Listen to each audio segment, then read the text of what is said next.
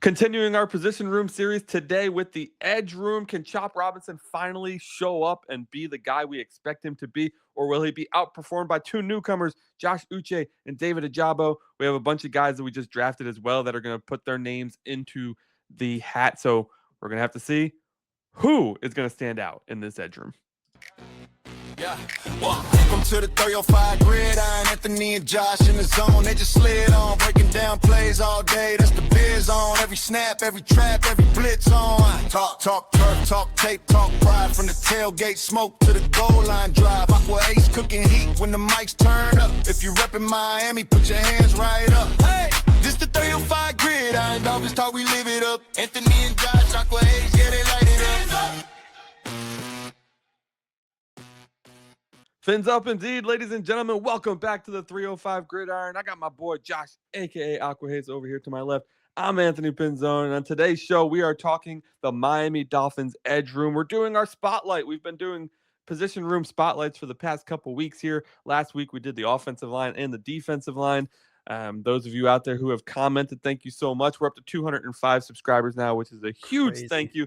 We're aiming for 250 by August 11th, so you're all helping us get there. Not only that, Josh, we are only 1 month away from returning to the live streams of the universe. July 29th, we return to our usual schedule, but live streaming instead of recording episodes. I cannot wait. I know you can't wait.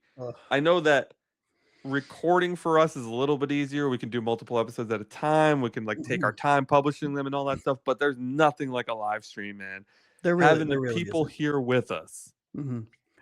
Honestly, it's what we look forward to, right? I mean, all season we have such a good group of guys and gals that join the chat live every single time we go live. Even when we went live in the off season, we had I didn't expect to see anyone. They were all popping off as soon as we went live. It was amazing, and I miss them. I miss chopping it up with them and popping their questions up or their comments up and laughing and kind of letting them dictate in a way the direction of the conversations in a lot of aspects. And I just can't wait, man.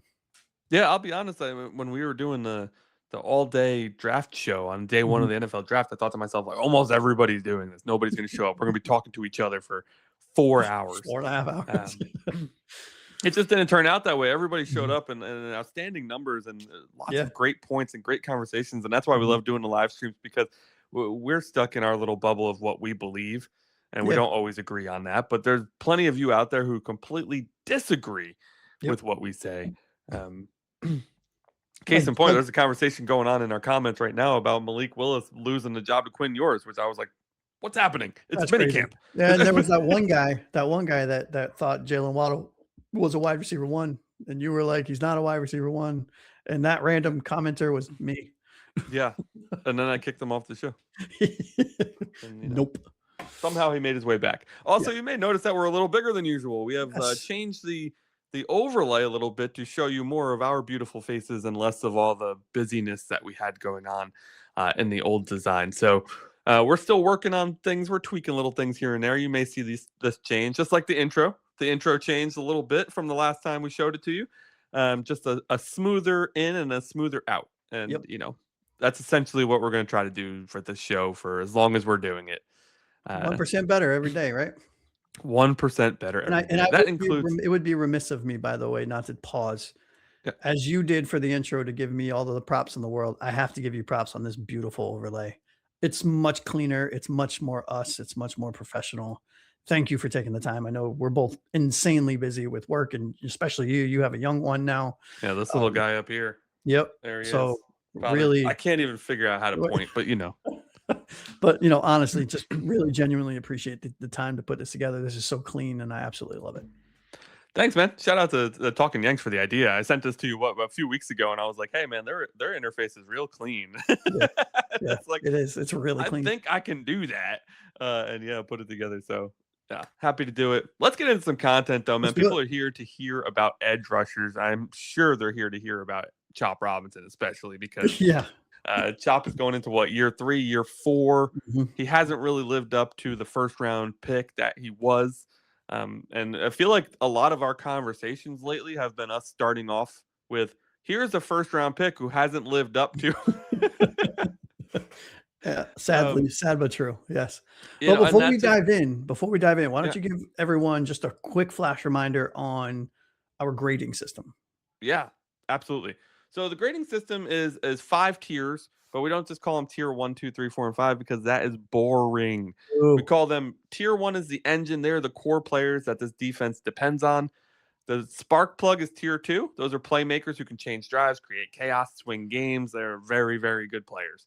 Then it's the wild card. This is tier 3. These are your guys who are like, I think they could be good, but their role is either unclear or their Mhm. impact is unclear. Like there's something missing in the puzzle there. Tier 4 is our prove it crew. These are guys who have talent, but they haven't earned snaps, right? They show either elite speed, elite strength, elite quickness. They have an elite trait of some kind, but it hasn't turned into playing time yet.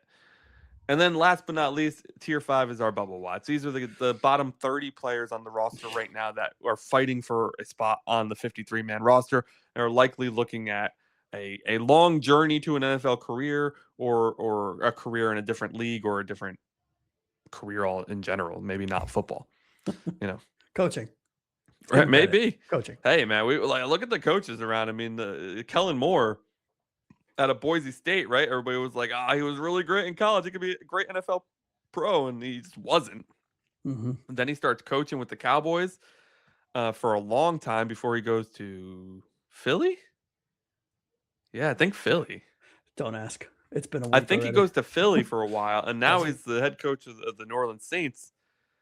So Crazy how we're that works. seeing that all around the league. I mean, you know, we're seeing guys who were quarterbacks, really, Mhm. really bright quarterbacks, just without the physical tools going into coaching. I think more and more players are starting to do that. Yep. All right, let's talk about Chop Robinson. Let's get back to that boy Chop here. What tier do you put him in, and why do you stick him there? Yeah, for me, Chop, such a conundrum, right? He's got all of the God-given talent you could want in an edge rusher. He's fast. His first step is coming out of college. Still today, his first step is something that is just breathtaking, in my opinion. And I'm not trying to wax poetic. Like I genuinely mean, his first step is insane.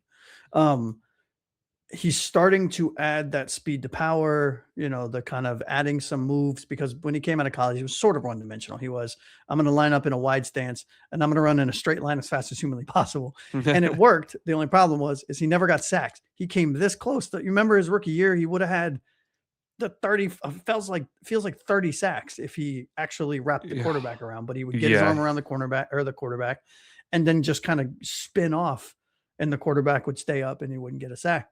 And you saw at times over the last couple of years him start to rectify that. I have him not in it as an engine, which is a core player this defense depends on, because we still don't know. He's got to stay healthy. He's got to put it all together. I have him slotted in as a spark plug for this team. I don't know how you feel about him. I know you and I have always been kind of hot or cold on him, depending on the week, depending on, the whatever stretch in the season it is. But I'm hoping for a really serious season from him. I want to see him put it together as a pro. Yeah, I think the expectations should be high and maybe aren't high enough for a guy who's picked 21st overall and is expected to make a difference in as a pass rusher. It only has 10 sacks through 2 seasons, right? I mean, you should be having 10 sacks a season as a first round edge rusher at minimum. And especially one on this team. Right. I mean, it's and to your point about a rookie season, it felt very Jalen Phillips like, right? I mean, Jalen Phillips, we were screaming the same things when he was a rookie in his second year. Like, he can't wrap the quarterback. Yeah, he does everything he needs to do to get there. You're right. He just can't. Elite moves to get past the line, but he can't actually finish the play. And that's what we need to see out of Chop this year. We need to see finishing plays. Yeah. We'll see if he gets the opportunity to do so. Only 4 starts. He's only been recorded with 4 starts in his career so far. 1 in his rookie year, 3 last year. And his play time went down last year from 53% his rookie season to 44% of the snaps in his second year. Now, he did miss 2 games last year, so that could have contributed to that. But I think overall, what I want to see from Chop is finishing plays, right? Every single play is an opportunity for you to go out there and give your 110% or whatever it is. And I just want to see him be smarter about it. I want to see him look more of a complete player than just a guy who's got a really good couple moves to get past the offensive tackle, but then doesn't know what to do with himself after the fact. Right? Yeah. Let me ask you a question though about Chop. So, how much do you think Weaver, who's seeming, and we talked about this before we started recording, Weaver seemingly, for whatever reason last year, good, bad, or indifferent, decided I'm not going to play Chop. I'm just not going to do it. I don't know why. How much do you think, if at all, maybe the answer is it really didn't. Yeah. How much do you think that stunted his growth or prevented him from gaining confidence, which would have led to potentially more sacks, which would have led to potentially bigger plays? Like, do you subscribe to that logic, or do you think, you know what, he is who he is? It honestly worried me a bit because I felt like you should be able to beat two guys coming off of injury, right? Yeah. The starting job was given to Jalen Phillips and Bradley Chubb, right? Who you could certainly argue are better pass rushers than Chop Robinson. I have nothing against. I'm not going to give you a strong argument against that. But going into your second year, you should certainly be able to show me a little more pop and a little more ability to press those guys for playing time. Yeah. And we just didn't really see that. So my concern isn't so much about how much Weaver played him. It's whether or not Weaver was correct. Oh, I know what? I never looked at it that way. I always looked at it like, come on, Weaves, what are you doing? Not, right. Why aren't you doing this? Yeah. Yeah. Like what if he's right? What if Chop is just not that good? Yeah. We're in a bad spot then. I mean, we're going to talk about the other pass rushers here in a second. Yeah. Who took the spot of Phillips and Chubb, but like. And honestly, look, not to play spoiler alert here to the entire show.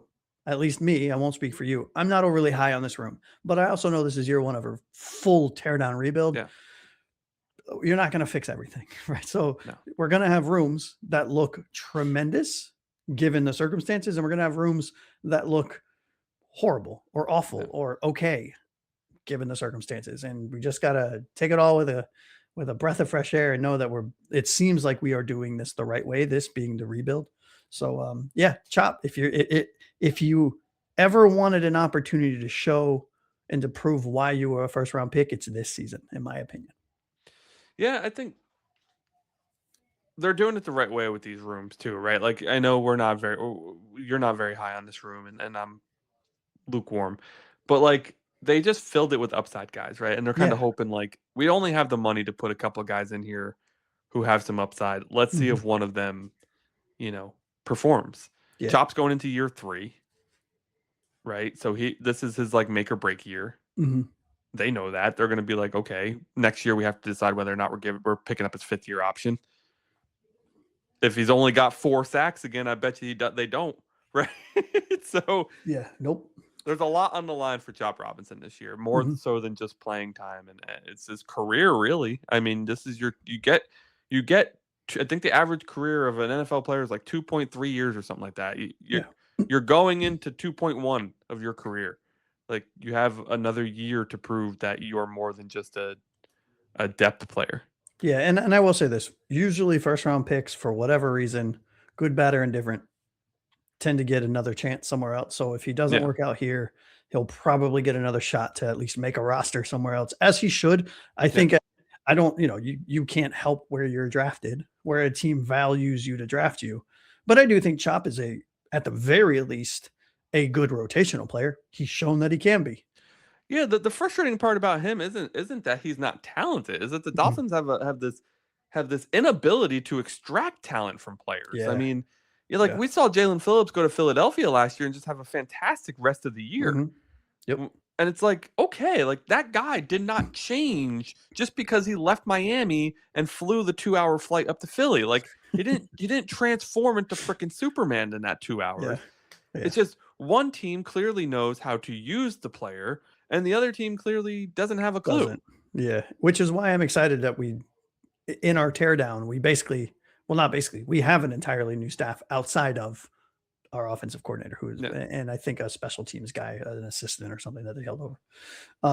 So hopefully this new staff can try to find other buttons to push to extract, or not to extract, but to push Chop to that next tier. Yeah, for sure. Fun fact, I was listening to the Eisen show, as I normally do, and Chris Brockman was actually criticizing us for not emptying the coffers enough because we re-signed Achan. And I was like, bro, everybody else in the world is saying that we're tanking on purpose. And you're like, they didn't do it enough. Why not just go all in? I mean, there's a point there, but like, and it was obviously a point I brought up, right? It was a point I said, like, I don't know if they're going to re-sign Achan because, like, what's the point of re-signing a running back when the rest of the team is absolute garbage? But my argument on that show was the counterpoint, which was you can't let a top 5 running back in the league leave. You just can't. And you're not paying anyone else. So you might as well pay somebody. You got to pay a certain amount of money anyways. Hopefully for his sake, we at least get like Tua playoff game in his time. I mean, we'll see. Yeah. Tua.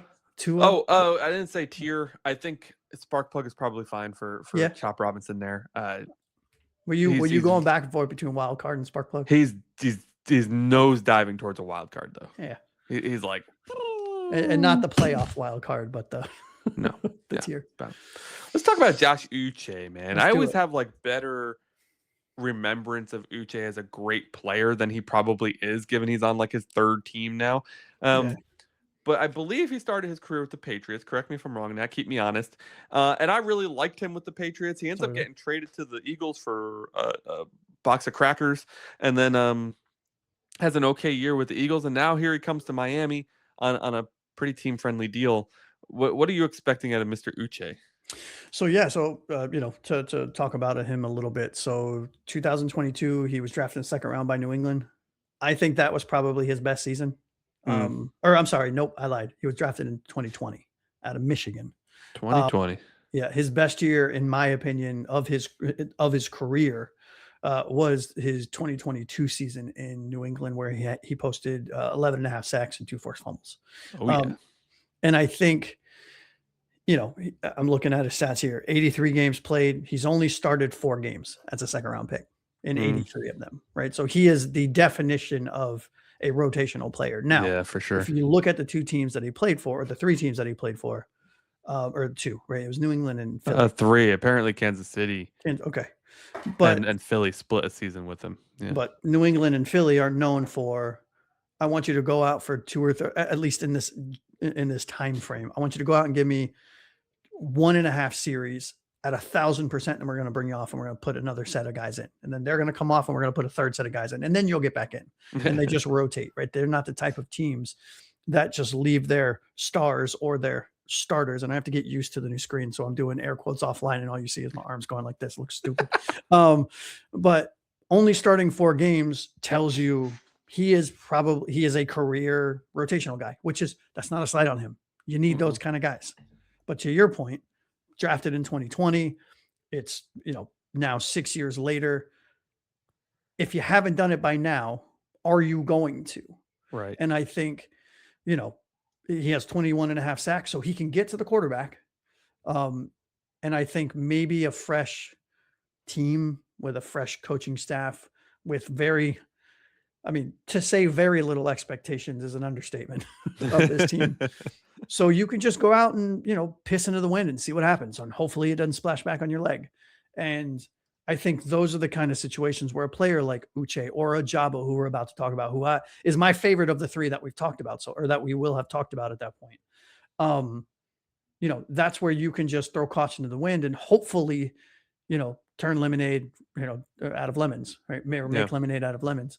So, what are your thoughts? So I have him as a spark plug because I do think he will get a substantial amount of playing time on a team that is deficient of talent at the edge room.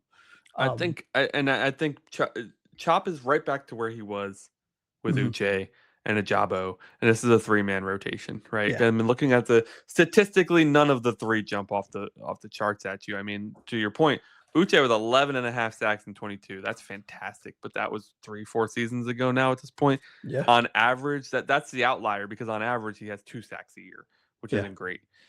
So look, looking at stats sucks because it really tears you Yeah. down, right? We don't know how they're going to play in this system. We don't know how they're going to play alongside the other people that they're playing with. Like everything is very different. I the thing I would say about Uche is that clearly the talent is there. An 11 Mhm. and a half sack season doesn't happen by accident. Now maybe he had way better talent around him, which allowed him to get pressure on the quarterback easier because of that. That's possible, right? I would argue though that we do have a good amount of talent around the edge rushers between our Mhm. linebackers and our defensive line. I think there's enough talent there to keep these guys open to do the one job that we need them to do, Yeah. get pressure on the quarterback. Right. It's a huge question mark as to who out of the three is, if any, is actually going to make a desirable impact. Yeah, and I'm not sure they do. I think this might be one of those things where you look back and you look at the total number of sacks from the edge room specifically, Yeah. and it's like, I don't know, I'm making this number. I'm pulling this number completely out of mass. I'm not saying this is how many sacks are going to. Let's say 25 total sacks between Mm. the three of them, or between these three and a rookie or something, right? Or one of the lower end talent that we have, or somebody we pick up on the waiver. Whatever. You get what I'm trying to Right. say. Yeah. This isn't a room that has a single star and a bunch of role players. This is a team where this is a sack by committee. And Mhm. I guarantee you, if we go back at the end of the season, this is a bet that I would make. Most of these players have multiple half sack games, meaning 1.5 sacks or 2.5 sacks or just a half sack, because they're meeting the other player that's equal to their talent level at the quarterback, instead of one guy just blowing off the line and being a Myles Garrett, which none of them are even close to. You know what I mean? Right. I wish, right? Right. Even a what's his name? The guy who got traded to the Browns, Jordan Verse or Jared Yeah, Verse. Jared Verse. Jared Yep. Verse. Even a Jared Verse would be pretty nice. Yeah, but running you back. know what I mean? Like, I feel like this, like a running back by committee. This Yeah. is going to be a edge room by committee, in my opinion. Which again, I feel like we've mentioned this for quite a few of our rookies. This room's Mhm. wide open for Trey Moore to just come out of freaking nowhere, right? Like, Mhm. there's not a lot of competition ahead of you there, bud. You got three guys who have been in the league for multiple years and haven't really done much to speak of. I think Uche and Ojabo especially, like at least Chop at 6-4. Okay, he's got 10 sacks over 2 seasons. That's better than what we've seen from Mhm. Uche and Ojabo. So like all the criticism we had for Chop, it's like the two guys behind him haven't really done much better. So like when I'm looking at a guy like Trey Moore or Max Llewellyn, who are two edge rushers that we drafted, it's like you guys got a chance. Like All you come got to do is in, show up. right? Like come in, put in the work. Like you have a legitimate chance to take over a starting role really early. Mhm. If you could just do everything that the coaches ask of you, I believe they could. Yeah, exactly. Exactly. And I'm panicking because I don't have Trey Moore on my list, but he's listed as a linebacker, not an edge. So I was like, okay. That's all right. You got this. Well, we listen. We're the masters of filling Fake it time. till you make it. Yeah. Perfect. I'll jump into Ojabo while you take a look at that stuff for Trey. But David Ojabo comes over from the Baltimore Ravens. I think a lot of people actually like this move for the Dolphins this offseason. This is a high upside player, second round pick in 2022. Many people thought he was just kind of similar to Sealer. Like we got Sealer from Mhm. Baltimore, right? He was like behind a bunch of just much better people. And I think that's been the case with Ojabo too. He's like lined up behind of other great pass rushers. He hasn't really had his chance to get playing time. He's got just 4.5 sacks in 4 seasons, which isn't great. But we're not taking a guy like David Ojabo for what he's done. Mhm. We're picking up a guy like David Ojabo for what he could do. Hasn't played over 40% of snaps in a season for Baltimore.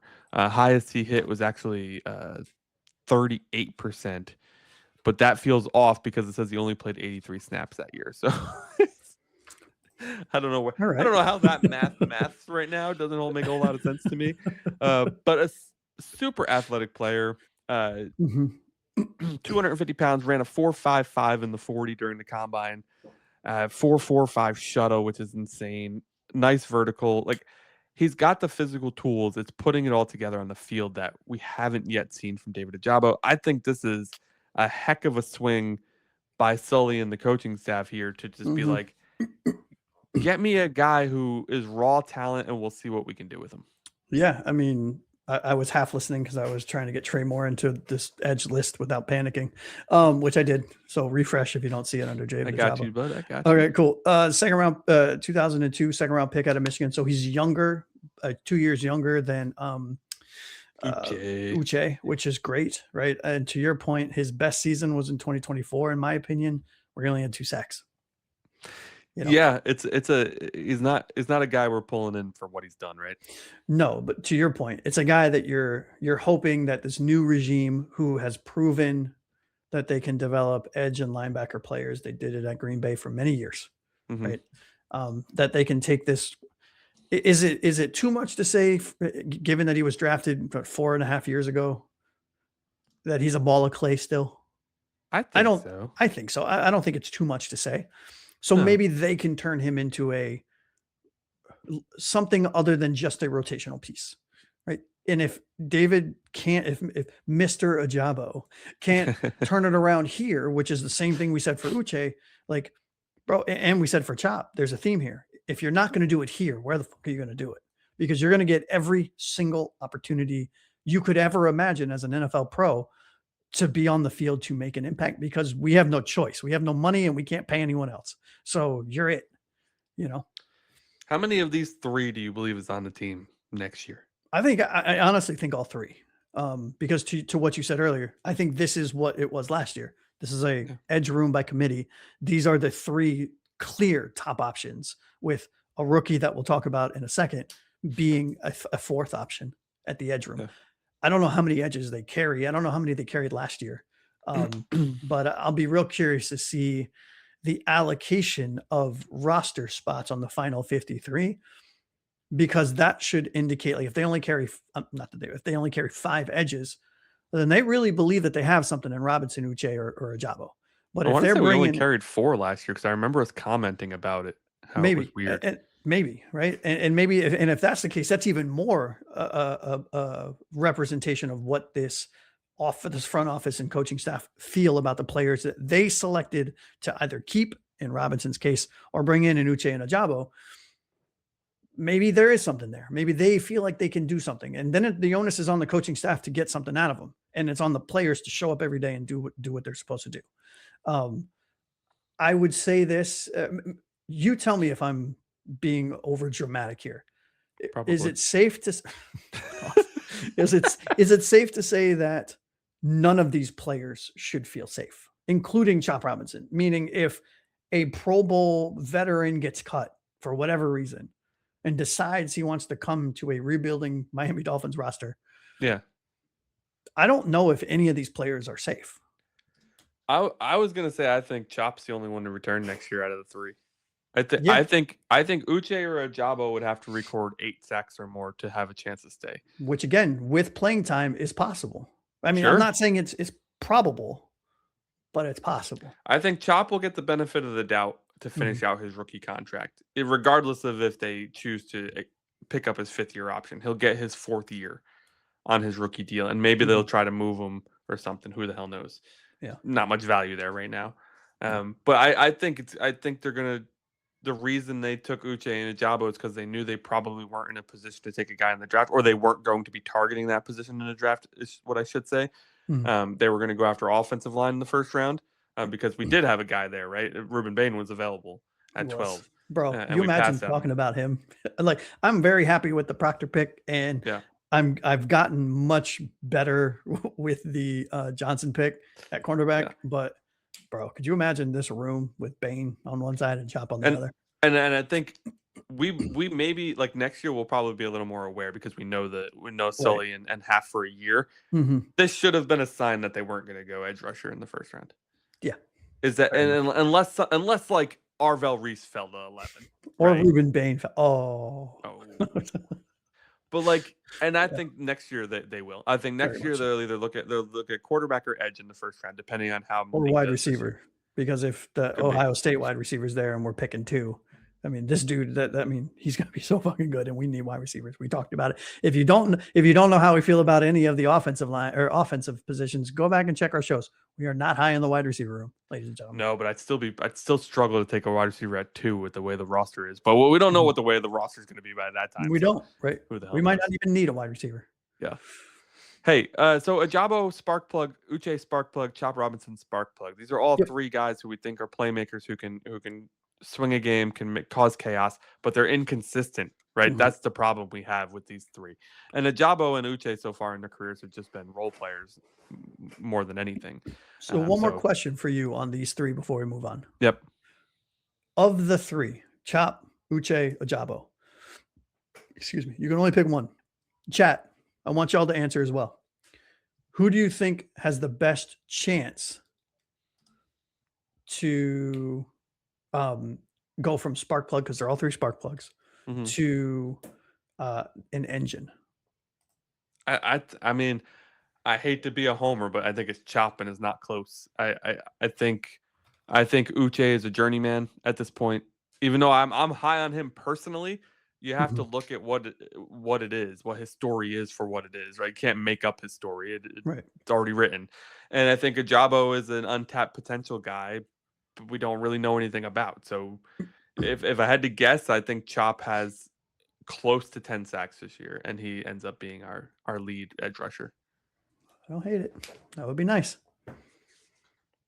Let's talk about Trey Moore, though. In the 30th pick of the 4th round, we finally went edge rusher. You and I only yelled at the TV for 2 days or 3 days straight to take an edge rusher. We finally did. Trey Moore comes to us out of the University of Texas. He's 6'2", 243, a little smaller than those other guys.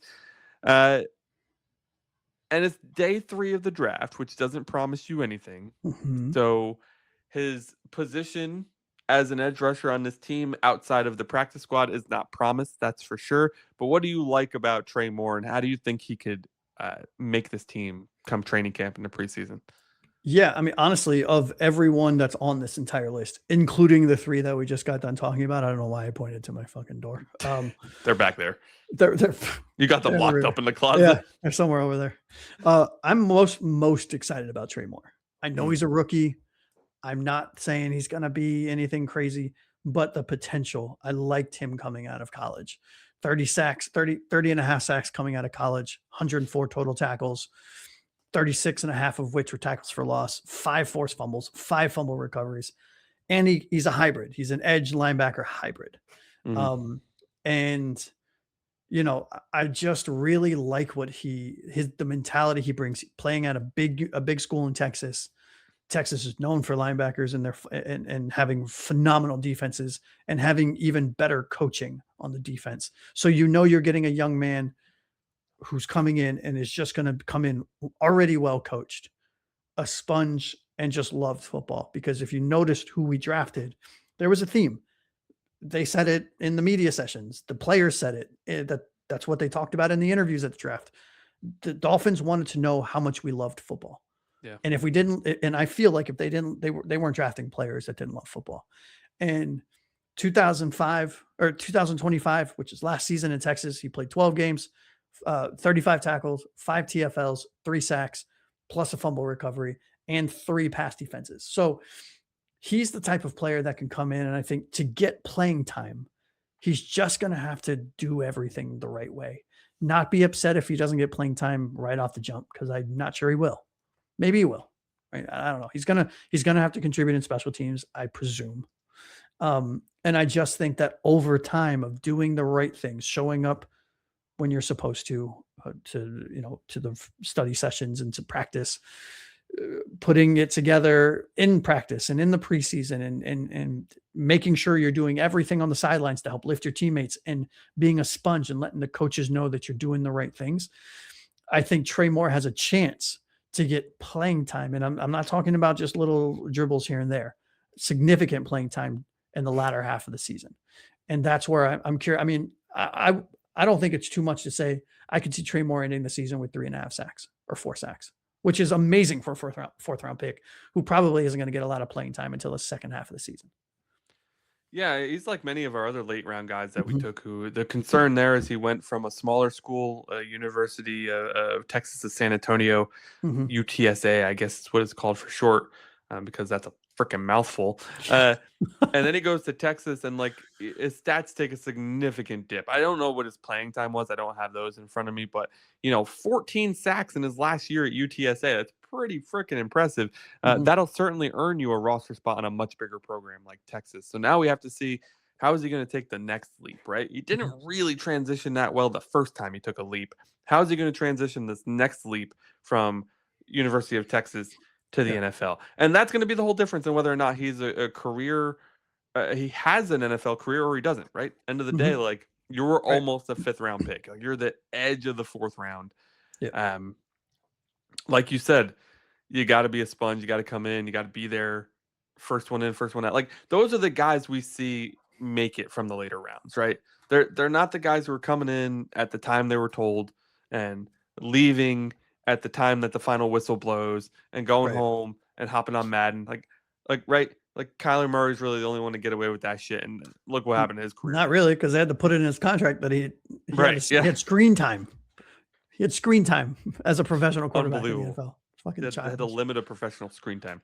I agree with you though. I am really excited to see if Trey Moore can crack this lineup because he has the opportunity. Like I know it's like beating a dead horse here. We've been saying the same thing over and over again, but like this roster is really, really bad. If you're a Dolphins fan watching this and you're thinking to yourself, no, it's not that bad. Trust us. Glasses it's bad. off. Take the rose-colored orange or whatever glasses, put them down, look at the team for what it is. It's awful. And it's supposed to be. Let me pause for a second. Right. Don't mean it. Dude, we have 64%, 63%, something like that, of our total cap space allocated to players as dead money that are no longer on this team. Yeah. We are not supposed to be good. We're year one of a complete front office and team player tear down. The way to watch this season and the way to survive this season is to watch it from a growth standpoint.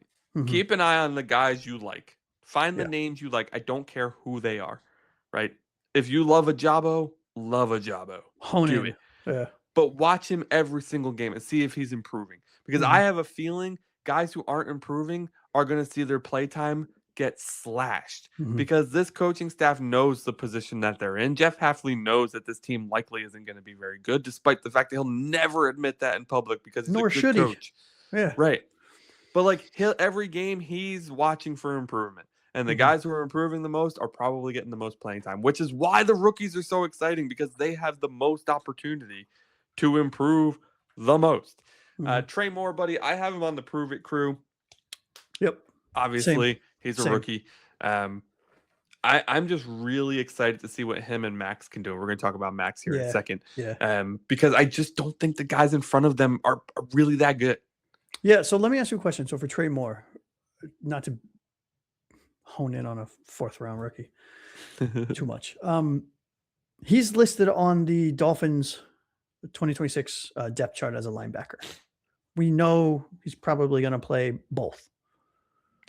Where do you think, without seeing him play just knowing what we know, the draft profile, all the coverage we did, the stat, where do you see him slotting in? Because he's not he's not small by any stretch, but he's not an edge from sorry, I'm still getting used to it. An edge from a stereotypical physical standpoint. No, it's really funny. He and Kyle Lewis, who we're talking about in the next show, I believe are the two biggest question marks we have on the roster because these are guys who are sized in between 2 positions or 3 positions.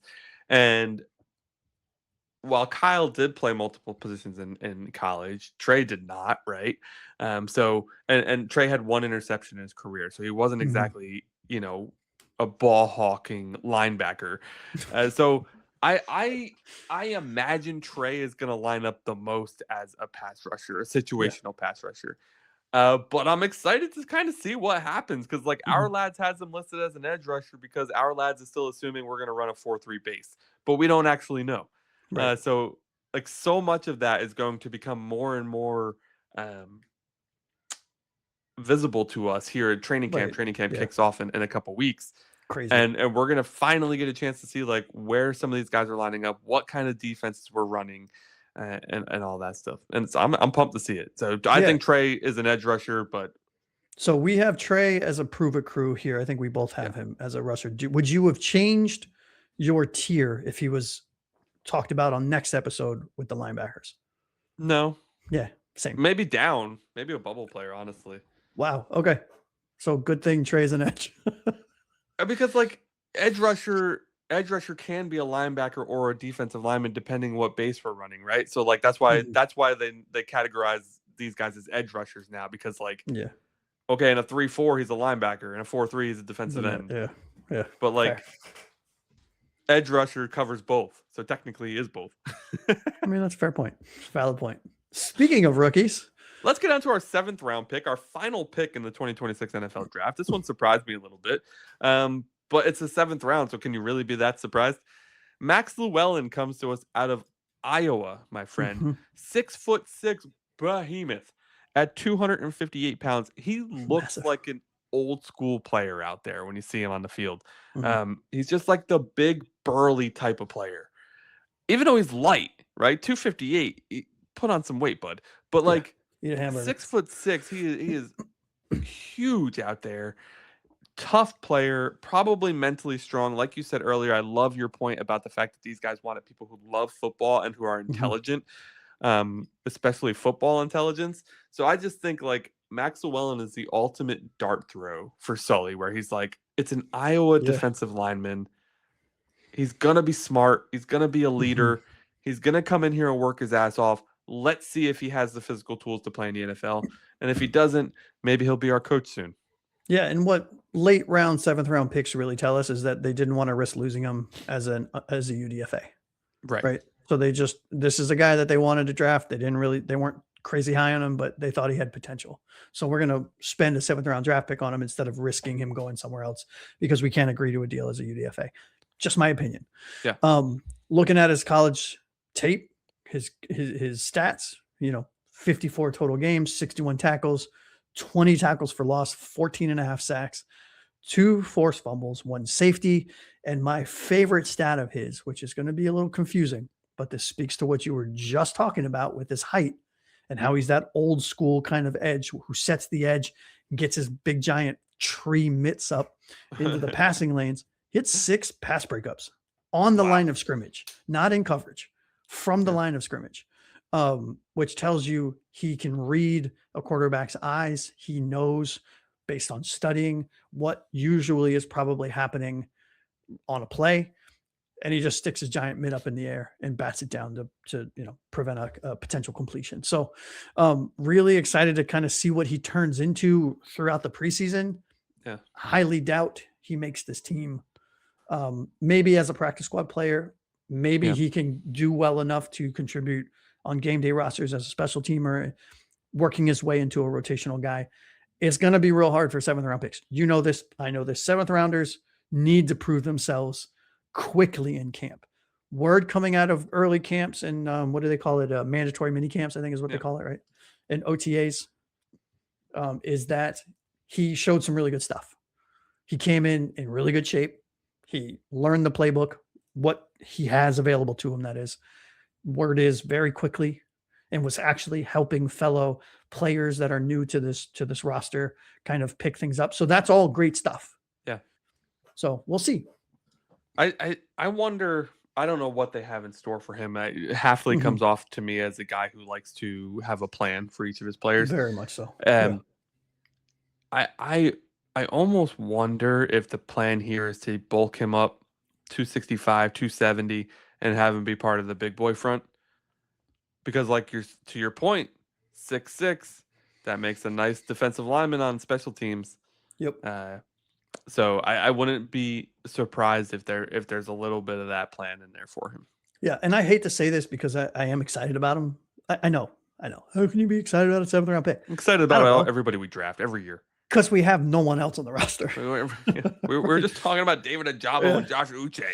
Well, I'm excited about Ojabo. Excitement that should be saved for a first rounder. Right, exactly. Slim pickings. But I don't think it's overly ambitious to say that he's most likely a practice squad player in year one. And that is not a slight on him. Dude, 7th round pick. I mean, barring injury. Yeah. But I think giving him a year in the weight room, a year in the classroom, a year as a pro, maybe there is something there. I'll be real curious to follow his trajectory and see if he can turn it into something. Honestly, one of the few that I'm kind of got my eye on. Yeah, same. Practice squad players, it's hard to get any news on them in season. Like once the season starts, nobody's talking about the practice squad guys, like they're in the closet. Right. Why would they? Like they're just not like they're literally out there to be crash dummies in practice. Like there's not much going on there, but I don't know. Something about him. I keep my eye on him. Same.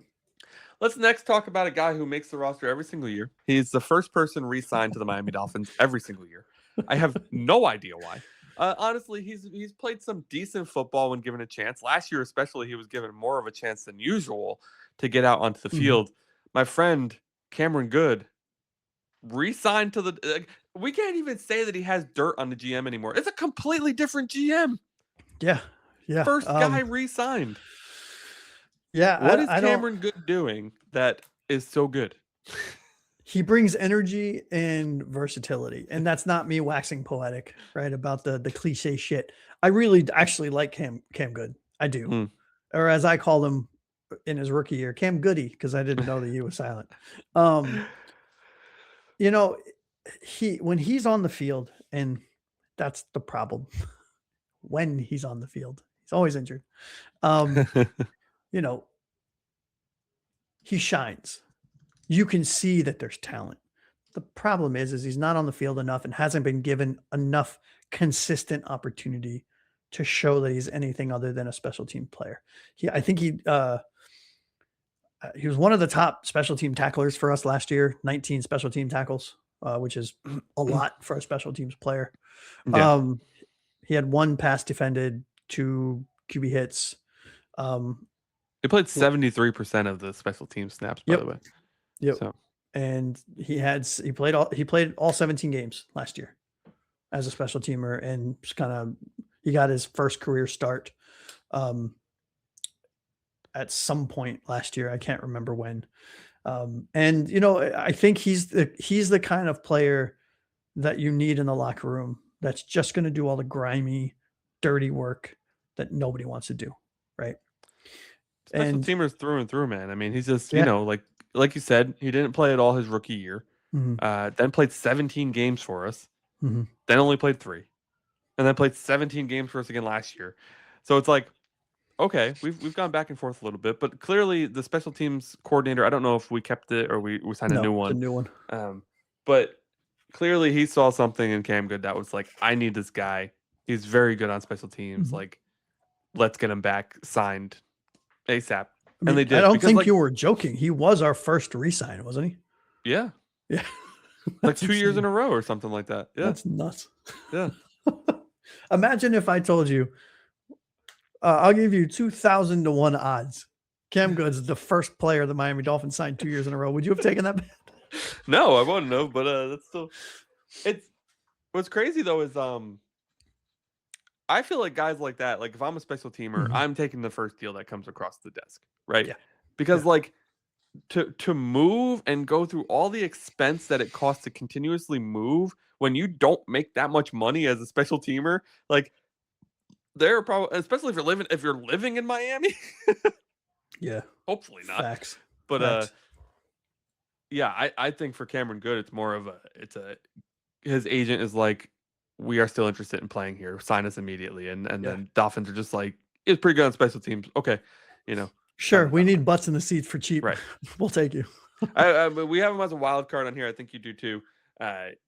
He's very clearly a role player on this team. He actually has a clear role. It's just not the most glamorous role. He's a special teamer. He's a very good special teamer. That's the reason Elijah Campbell's still on the team regularly too, who actually I think was at the Giants now. But Elijah Campbell stuck around for a while. Matthew Slater made a career out of it. Remember with the Patriots, like 17 seasons or something like that? Just on special teams. Yeah. So good. But and some of you might say, well, wait a minute. How come Cam Good's a wild card and you had Trey Moore and Max Llewellyn as prove it crew? That's because Cam Good has been there. Yeah. He hasn't done much. He hasn't had to. He hasn't been asked to. He hasn't had the opportunity to. but he's been a NFL pro. I understand, still on special teams. So I do think that given, again, dead horse meets stick, given the lack of talent we have in a lot of places, Cam Good, who is a hybrid player, just like Trey Moore, edge linebacker, right? He can play both. He has played both for us. Given the opportunity, he could make something out of it. Do I think he will? Probably not. Is there a chance? Of course. Speaking of special teamers, we signed another one at the edge rusher position, who mostly has played special teams in his career for the San Francisco 49ers. Coming on over is Robert Beal Jr. Dude, I remember when we made this signing all the way back in March, there were people who actually really liked this signing. They felt like this was a guy who, tell me if you've heard this story before, had a lot of upside, was just stuck deep on a deep roster. I'll be honest, I don't know much about him statistically. He's not anything impressive because he's mostly played special teams. But I do think this is another dart throw by Cillian team to throw a minimal amount of money at a position and hope for God that they hit the bullseye when they're throwing that dart. There's nothing else for me to add. He is the epitome of a dart throw. And I don't think that's not intended to be a slight on him, right? Mm-hmm. I mean, he is who he is. I don't care what the circumstances were. He was in a crowded position room. He didn't get the opportunity. Cool. Fine. Now you have it. You can literally start on this team if you're good enough. So how are you going to show up? What effort are you going to put in? And how are you going to translate your talent, your physical talent, to the field? And if you can do that, you can legitimately be a starter on the Miami Dolphins at the edge position. So, I know, to your point, I remember hearing everyone in air quotes say, hey, this is an intriguing signing for cheap. We'll see. Yeah. Not much else to say on him. No. What else is there to say? There's a couple honorable mentions here. I want to mention some UDFAs, Rodney McGraw, Mason Reiger, and Seth Coleman come into us as undrafted free agents. I heard a little bit of buzz on. Actually, Seth Coleman was free agent acquisition. Apologies. Mason Reiger and Rodney McGraw are both UDFAs. Curious, man. Any hype for any of these guys? I heard a little bit for Reiger. That's it. When we first picked him up, but yeah. Yeah, I think very similar to what we said about Beal. That's Reiger coming out of, I think, Nebraska, if I'm not mistaken. I don't have that in front of me. Yeah. White helmet, red big N. Pretty sure that's Nebraska. But don't quote me on that. He's probably, with how my luck has been lately with naming players in colleges, he probably would have been at Michigan. Wisconsin, yeah. I was close enough. Whatever. Don't judge me. Yeah, he is one of the only kind of tail end of this room players that I'm curious about. I will be watching him tremendously in the preseason. I liked him coming out of college. I didn't think he was a high draft pick by any stretch. No. I thought for Louisville for 3 years, by the way, then Wisconsin. Yeah, I think, I don't remember what I had a grade on him. I think I had him in the late 6th, early 7th. So the fact that he was in a UDFA was cool. But yeah, no, I don't think any of these players make the team. If I'm being completely honest, Beal, McGraw, Coleman, Reiger, and the other guy who I can't remember, which should tell you enough. And I do think even if they do make the team, don't unpack your bags. Yeah. Yeah. Absolutely. All right, let's get into the wrap up here. We have some awards to give out, categories to throw these guys into, and a bunch of other nonsense to spew before we go ahead and wrap up this episode. The Edge Room, I wish was more exciting, to be honest. I know this episode at times has maybe not been the most exciting, but look what we're dealing with here, boys. Listen, credit. We turned shit into a 55-minute episode. You're welcome. Exactly. Let's talk about the fact that there's no engine in this room. You posed the question to me earlier about who I thought had the best chance to reach engine potential. I said Chop Robinson. Do you agree, or do you think one of these other guys? I disagree. Okay. I think Ojabo. If I was going to put money on anyone, which I'm not going to, I could certainly see Chop. That is not a slight on Chop. I think Chop has all of the potential, but Chop has always had all of the potential. Yeah. And in 2 different scenarios, hasn't put it together. He's shown great flashes. He's still young. I'm not giving up on him. I'm not writing him off. I'm a huge fan of Ojabo. I was coming out of college, or when he was coming out of college. Sure. But yeah, I'll take it though. If it's Chop, I'll happily take it.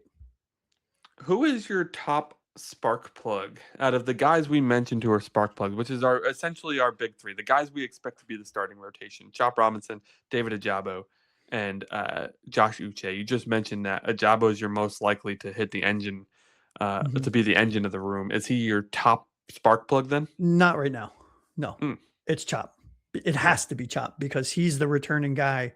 He's the one we drafted. He's the one that you have to. Well, this front office doesn't have to do anything because they're not the ones that draft him. They're not the ones that drafted him. But right, you have to hope that Chop is the top player in this room. Where I think he won't be he's not the one that could reach the engine of this room. Yeah. He is definitely the one that should be the top spark plug, given his draft position and given his physical abilities. I think he has the most ability of anybody in this room. Yep. We just need to see it turned into production. Mm-hmm. He also has the most to lose, if I'm being honest. Yeah. And like I'm curious, do you think that it has to be sacks in order for him to have a good season? No, I don't. Unlike the majority of NFL fans and probably coaching staffs, I don't solely focus on the sack number. I know it's the flashy, big, important Hall of Fame number. How many sacks did you get in your career? For me, an edge is so much more than that because you can get sacks from linebackers. You can get sacks from safeties. You can get sacks. How did you impact the game on a play-by-play basis as an edge? Did you set the edge consistently? Did you stop the run? Were there tackles for loss? Did you get your mitts up if that's what you were asked to do? Yeah. Did you get to the quarterback? Sacks. Yeah. Did you get quarterback hits? There's so much that goes into that position. I know sacks is the kind of flashy number, but I wouldn't say that. Let's say Chop Robinson give me a number of sacks that you just off the top of your head. That's 9. Let's say, well, that's a great season for Chop. Let's say he has 7 sacks, 7.5. Sealer had 11 twice, and he plays defensive tackle. So right, okay. Let's say he has 9. Then I think that where from an edge standpoint, that's not phenomenal from a top end edge. But let's also say that he had, 14 TFLs and set the edge and played an entire season. And played over 85% of the snaps. Like that to me then is a successful season because you did everything you were asked to do. But if you have 7.5 or 10 sacks and you did nothing else because you had 2 games where you were playing shit teams and you got 3 sacks a game and it inflated your numbers, I'm not going to say that that's a successful season, Yeah, I should have mentioned it when we were talking about Chop too, is that I think last year, he was disruptive. I think he was awful at setting the edge. But it's not his fault that he got to the quarterback, disrupted the play, and then the quarterback was still managed to complete a pass downfield. Like he did his job, essentially. Yes, he could have completed the play. And yes, I want to see him complete the play. I want to see him finish plays. But you could argue that I could see the other side arguing, well, he did his job. He got the quarterback out of the pocket. He got the quarterback scrambling, and nobody downfield covered. Like, what more do you want him to do? Right. Let's talk about the biggest upside bet. Who is your biggest My top spark plug is Chop as well, by the way. It's not a surprise. I kind of figured. Yeah. Who's your biggest upside bet on this? There's a lot of upside guys. I mean, it's that's all it is. It's an entire room of upside. Yeah. You have a lot to pick from. I'm curious to see whether or not you'll pick one of the rookies or if you're going to stick with one of the top 3. Yeah, I'm it's funny. So I originally wrote David Ojabo when I was doing this, but I think I'm going to lean towards the rookie Trey Moore. Yeah. I just think there's a lot that we know about him, but there's also a lot that we don't know. Yeah. And I'm very, very excited in a rebuilding fan of a rebuilding team way, right? Where you have to find some kind of ray of sunshine throughout the shit show. And I just think, he's not a veteran. We have no idea. This dude could be a 14 sack guy, or he could be out of the league next year. And Yeah. I think he has the talent to do either one of those things. So I'll be real curious to see how he puts it together. And he's the one in this room outside of Chop and Ojabo and like the top three that I'm very excited about. Yeah, I think it's Chop again for me. I know I'm like really like I'm hypercritical of Chop, but I just think that he, like you said, he is the most to lose in this room. Yeah. And I also think he's just the most talented guy in the room. So like he's, if I'm putting money down on who the biggest upside of this room is, it's got to be Chop. I will say though, I mentioned it before, I think Max Llewellyn is something there for me that I'm keeping an eye on. This, you know, maybe by training camp it's over, and maybe I'm like, okay, I've seen enough. Cool. I don't really need to see anymore. I'm good. But Don't like, show me anymore. at least right now, there's still enough curiosity with Max that I'm like, I need to see more. Like I'm pumped for training camps, like the Travis Wingfield training camp notes. Oh my God, dude, I eat them up like candy. Travis, I know you won't watch the show, but if you are, thank you. Yeah. Travis, you're the man with those notes. What about most important camp battle for you? So most important camp battle in this room. It's for the final position, because I feel like Beal and Good may have special teams locked down. I think they're taking up 2 special team spots there. I know that probably Beal wants to come over and try to compete for edge rusher. I don't know if he has it. I mean, he's just as much of a wild card there as Llewellyn and Trey Moore, honestly. I mean, that's a fact, a fair statement.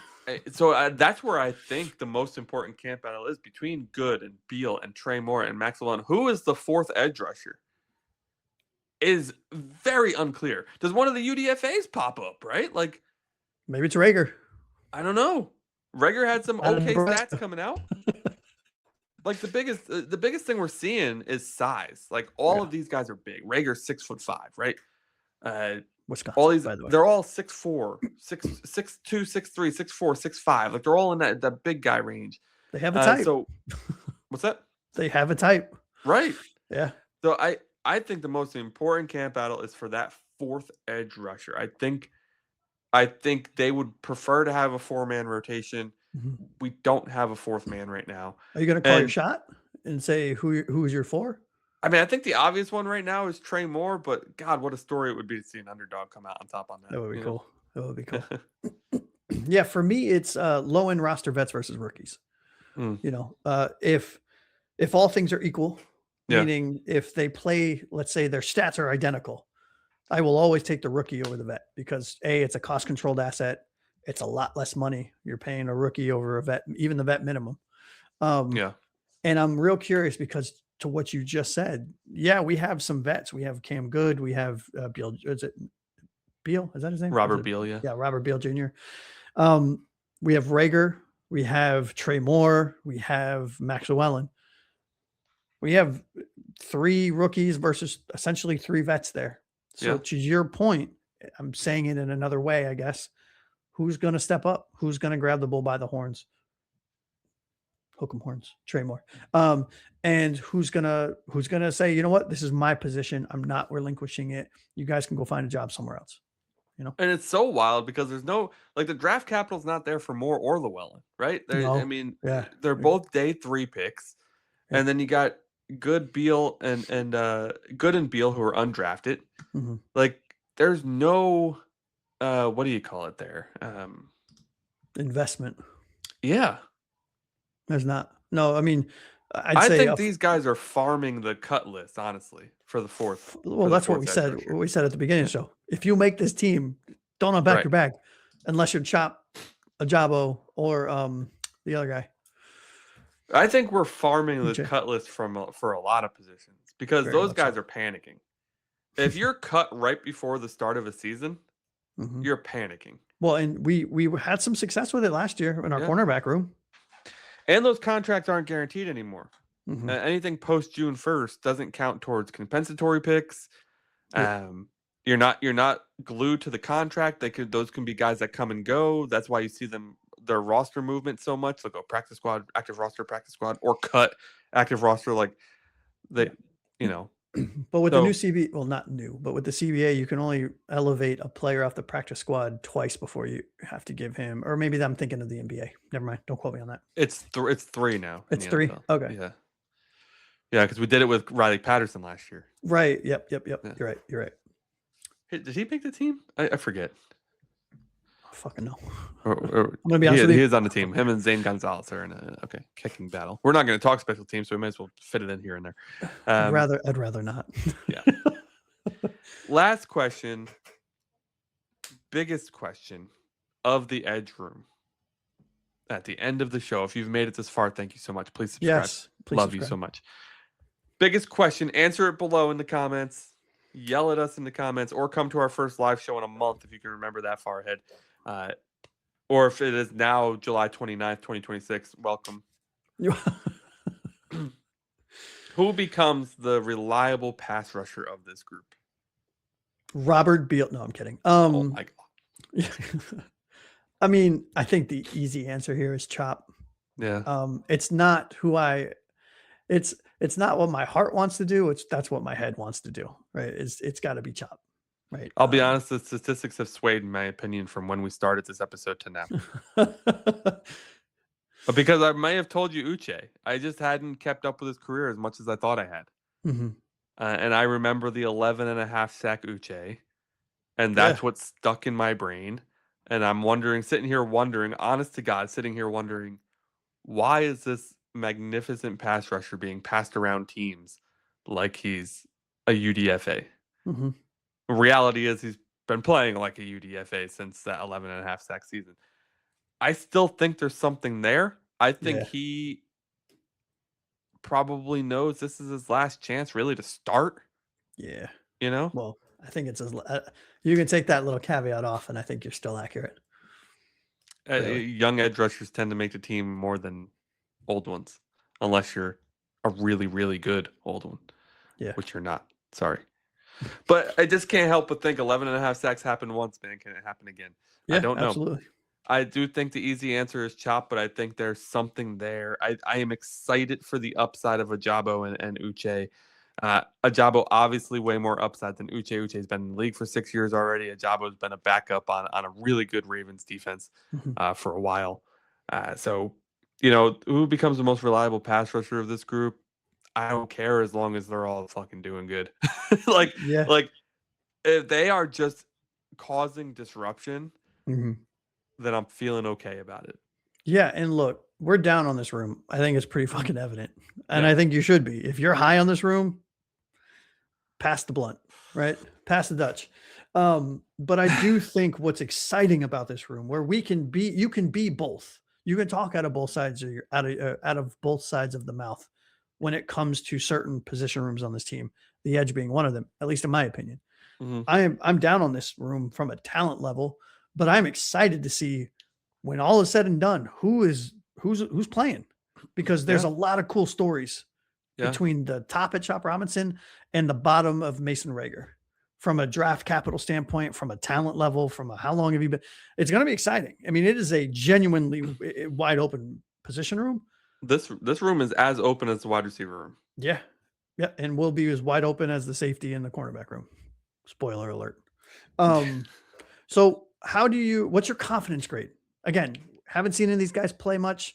We don't know what they're playing, 4-3, 3-4.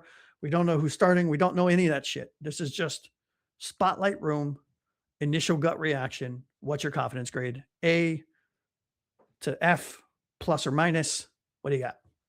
What a difference a year makes. Last year we were so high on this group, and this year I know it's crazy. I had a C, man. I lowered it to a C minus. I may even lower it to a D plus. Like, after talking about all of the players that we have, my confidence is, Chop Robinson is the premier player at this position for the Miami Dolphins. Yeah. A man who has 10 career sacks in 2 seasons as a first round 21st overall selection at a Penn State, a big school. That's pushed some good pass rushers in the league. He's our headliner. And I like him. I've talked glazed a ton of good about him in this episode. But man, that gives you a sinking feeling, because what if he sucks? Well, we are watching an all-time horrific defense if Chop sucks. And that's a lot to put on them, but it's true, right? Like, if you can't get to the if you can't get to the quarterback, like, you're in for a long, long game and a long, long season. You And better we hope play your some defensive really, tackles step up. yeah, and we play some really good quarterbacks. Yeah, we have the in our second own hardest division. strength of schedule. Second hardest strength of schedule for the season. I know, whatever. In our own division, we have a top fiver and Josh Allen and a top 10er in Drake May. Mm-hmm. That we face twice a year. Yep. That's 4 games against top 10 quarterbacks. And that doesn't count the rest of the lineup, the rest of the schedule, which is against absolute brutal competition. Yeah. Just tune into our schedule show down the road. It's going to be fun. I also gave this a C-, if I'm being honest. I feel like I'm just repeating myself for an hour. We're down on this. It is what it is. Also, we both know, and you should as fans know, if you don't already, you can't fix everything in one offseason, especially when 63% of your total cap budget is going to players that are not longer on this team. I'm being repetitive on purpose. 63% of our total allocated cap money is going to players that are not on this team. We're not going to fix it all in one offseason. We're not going to fix it all in 2 off seasons. Next year, we have $172 million, give or take a couple mil. We can fix a lot of things with that kind of money. This year is a different story. You guys have to know by now that, and I'm not trying to stand on a soapbox here, but I'm trying to cushion the blow that is going to be a very rough season for us. Potentially. Who knows? Maybe they push all the right buttons and we win 6 games. If we win 6 games, I'm putting Half and Sully statues all across Biscayne Boulevard. By the way, we already did a very early schedule breakdown. You can go check that out on the channel. It's just a few episodes back. Check out what Josh and I thought. This was only about a week, or maybe it was the week of the schedule release. We recorded that episode, actually. I think it was. Yep. And it was not pretty for one. So it's our raw reactions to the schedule. Now, we'll see. We're going to do another one after preseason to kind of gauge how our mindset has changed between preseason and post preseason. Do we feel better about the team after seeing them play a couple of games, or do we feel way worse? So I can tell you, go watch the show because it was actually fun. It was a good back and forth because we were blind reacting to each other's schedule, win or loss, what we thought, but it wasn't pretty for me. I think I had us winning 4 games. I think you had us winning 5. I know I'm a bit biased here, but we've done a lot of good shows lately. So if you're just getting back into the football mood, you've taken some time off, you're getting back into the swing of things, go check out the 305gridiron.com. Go ahead and check out the 305 Gridiron on YouTube as well. We have a lot of great content we've been doing. We've been breaking down the different rooms. We're calling it our positional spotlight. This was the edge rusher spotlight, and next week you'll get a chance to see who is it? Linebackers, linebackers, which I'm very excited about. That's one of the only position room spotlight shows that I'm very excited about. As many of you know who have watched this channel for any amount of time, Josh and I absolutely loved Jacob Rodriguez, and we absolutely loved Kyle Lewis. And when we were doing mock drafts for the NFL draft, we just wanted to get one of them. Just one. We got both of them. Let's go. So the linebacker conversation is going to be great. Much more upbeat than this conversation. The wide receiver conversation has a ton of views already. Go check that one out. It was a really good show. It was for a really bad unit. But I'll tell you what, that show was fun too because you changed my mind on a couple of those, and that was a cool experience. And the comments on that show were really cool too. Yeah. All right. If you're watching up to this point, an hour and some change into the show, and you're not subscribed yet, please just hit the subscribe button. We beg you. 250 subscribers by August 11th, and we're doing a jersey giveaway. So you will be automatically entered into the pool if you are one of the 250 subscribers that are subscribed on August 11th. You need to be subscribed on the day of August 11th. And shortly after that, Josh, shortly after August 11th, the season's beginning. Oh man! And we're into our second season as the 305 Gridiron. I cannot wait, buddy. But that'll do it for the edge rusher room. Not our finest unit, but hopefully there's plenty of upside here to give us something to cheer about when the season begins. But for now, I'm Anthony Pinzone. To the left, Josh, aka Aqua Ace. We are the 305 Gridiron. Thank you so much for watching. Until next time, fins up, baby.